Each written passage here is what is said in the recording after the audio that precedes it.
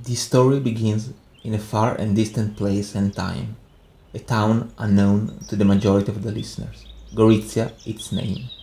Founded in the year 1001 with the name Gorica, meaning hill in Slovenian.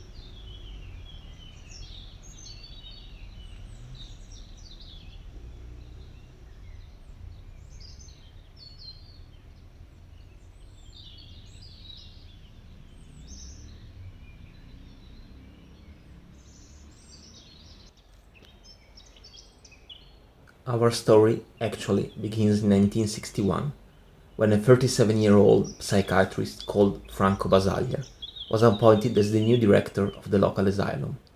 The city, rather small, just 42,000 inhabitants, was the perfect location for a majestic revolution. Gorizia back then was divided with a wall. On the opposite side, Nova Gorica, in Yugoslavia, founded in 1947, just after World War II. A divided wall, a small and sleepy town. That was Gorizia back in the 60s. Perhaps not the right place for a young and voracious mind as Basaglia was. Quite on the contrary, Gorizia was the perfect spot.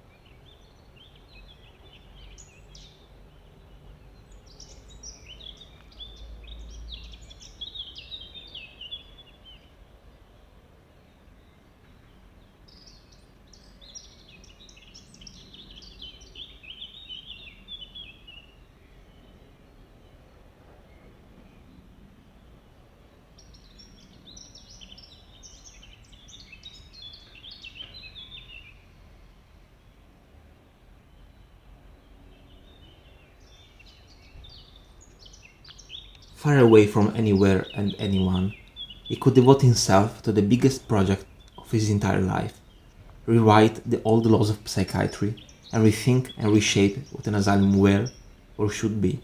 Before 1961, Basaglia was an academician, an institutions man, an integral member of the University of Padua, just 170 kilometers west of Gorizia.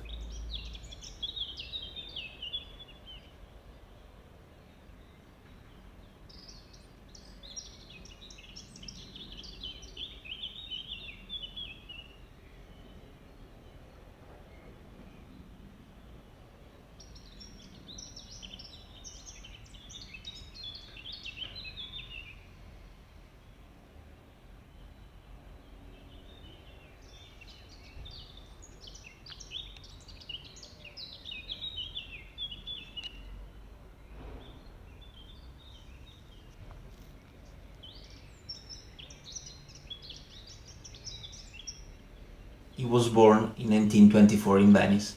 He became a doctor in 1949. During World War II, he was arrested for being part of the resistance movement, and he spent several months in prison. After the war, he joined the Socialist Party, whose leader was Pietro Nenni.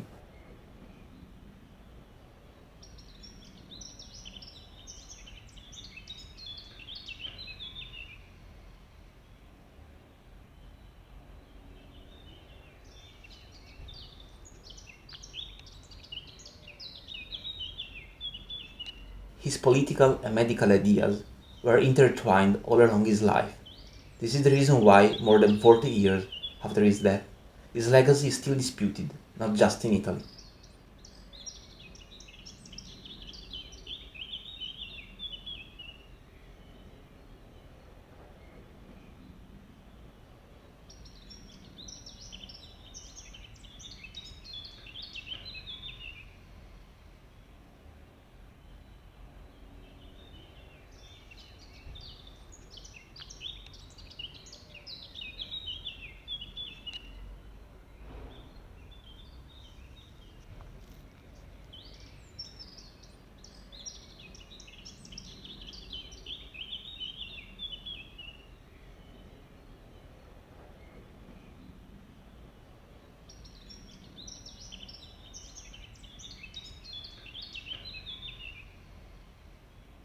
In 1961, it was published a book written by Canadian sociologist Erving Goffman called Asylums, an in-depth analysis of mental institutions in the United States of America.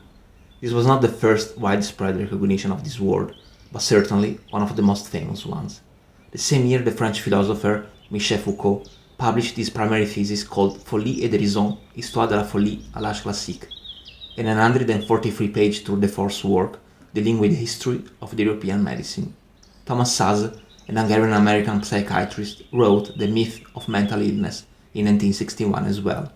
Ronald David Lang, a Scottish psychiatrist, in 1960 published The Divided Self, an existential study in sanity and madness.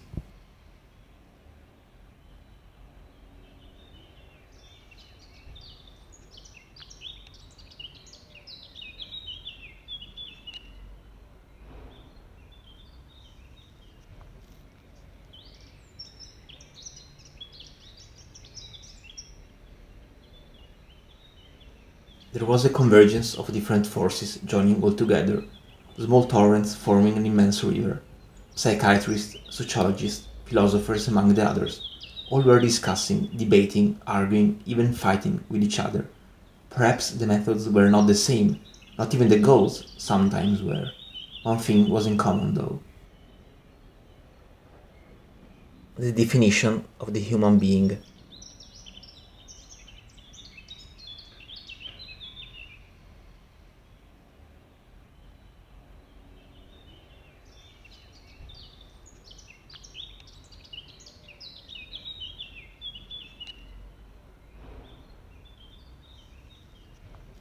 These weren't just words, they reflected and inspired concrete actions. Theory and practice was strictly interwoven.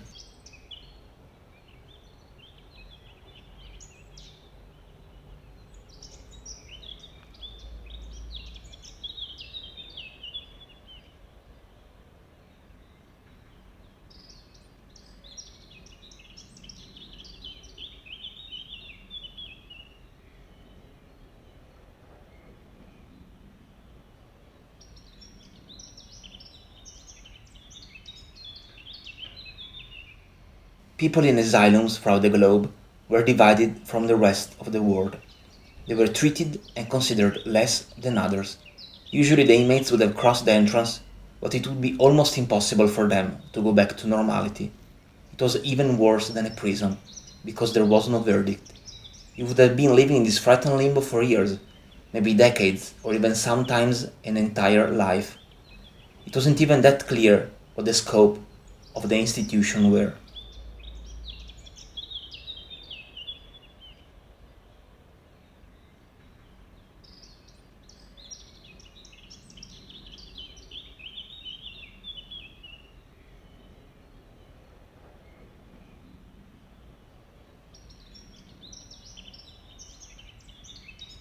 Basaglia revolutionized everything.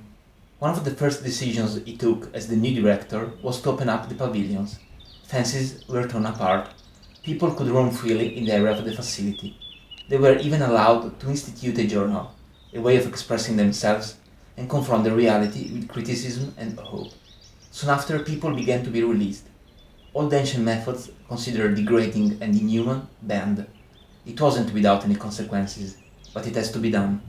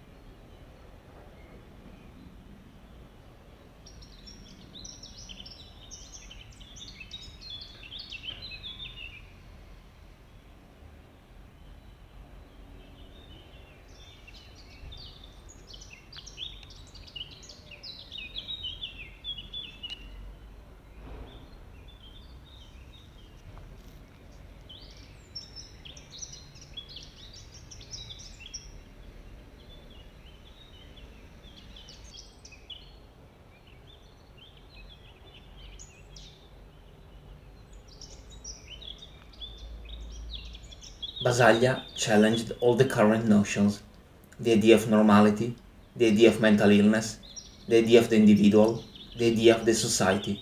Everything was scrutinized and criticized.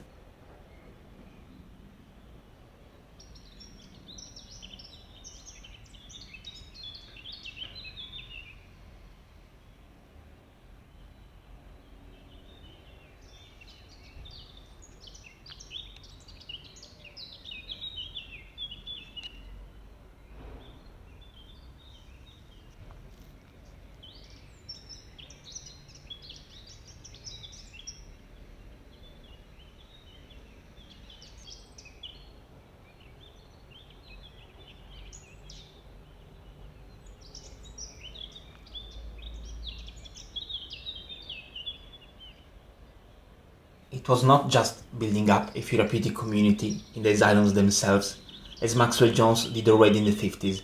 He wanted to eradicate the need of establishing an enclosure, a place where to confine all the undesired ones, the poor, the oppressed, the weak, the strangers.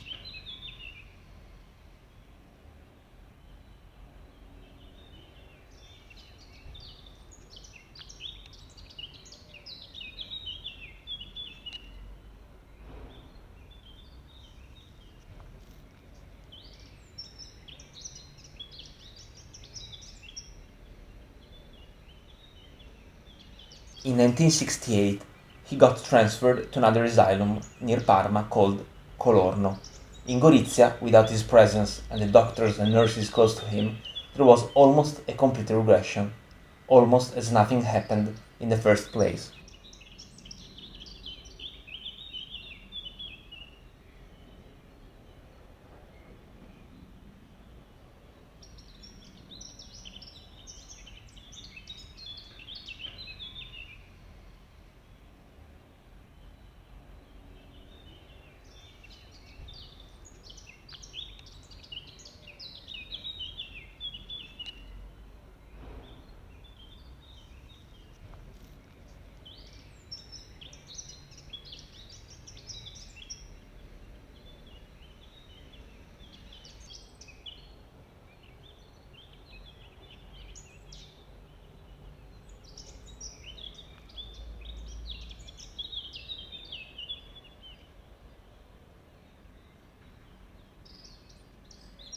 His books started to be published, and his message was widespread throughout the country. We should mention, at least, What is Psychiatry, written in 1967, and A Denied Institution, published in 1968, which photographs what he did in Gorizia. Apart from these two examples, he wrote or co-authored with his wife Franco Basaglia other books, essays, and articles.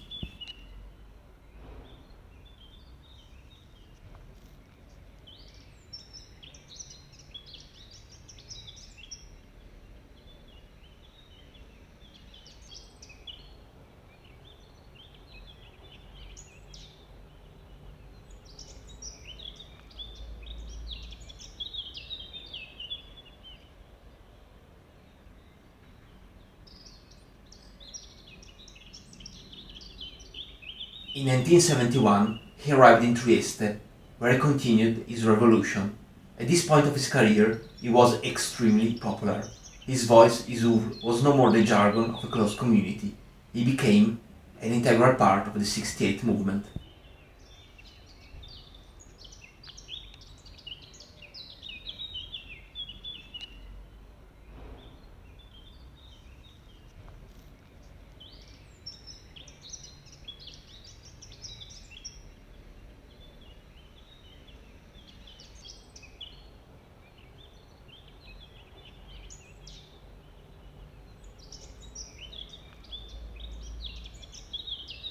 In 1973, in Bologna, he was among others one of the founders of democratic psychiatry.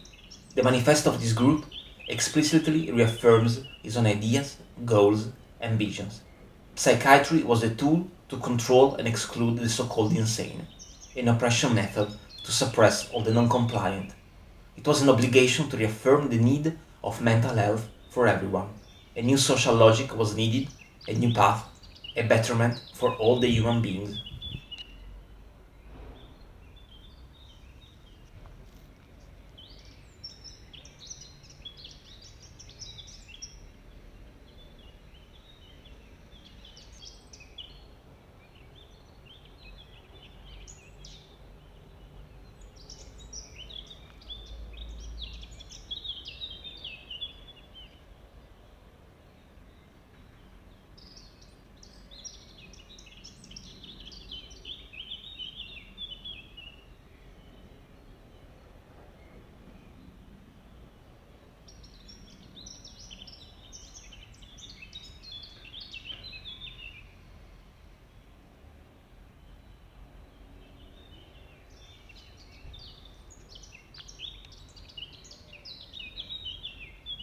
apex of his battle was the introduction of the law number 180 in 1978.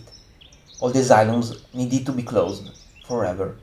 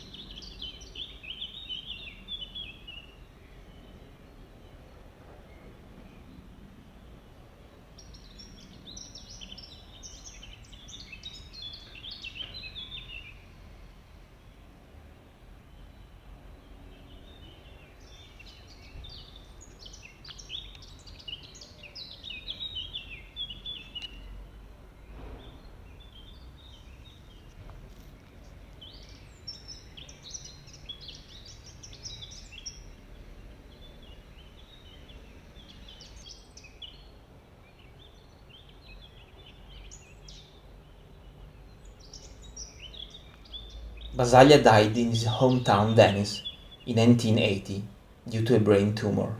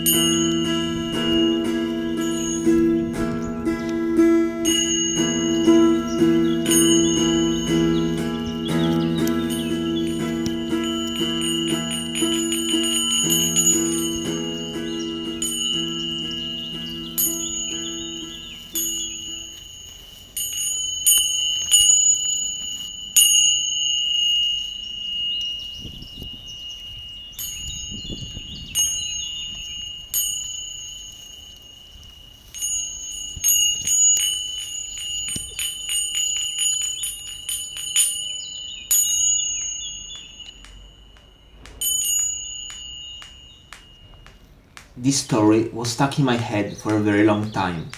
A couple of years ago I read this book called The Republic of the Lunatics, written by John Foote. It never vanished from my mental library. I wanted somehow to tell this story. This is one of the most incredible pages of the recent history of my home region, without any doubt. Even perhaps one of the most glorious and heroic revolutions of this nation. Not a single bullet was shot. No one was injured or killed. A relentless action done by few who believed in a different society.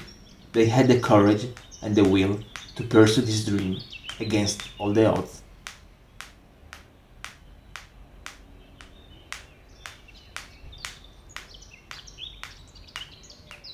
I have been recently diagnosed as an autistic person. This story resonates with me as well because I see myself hidden away in one of these places.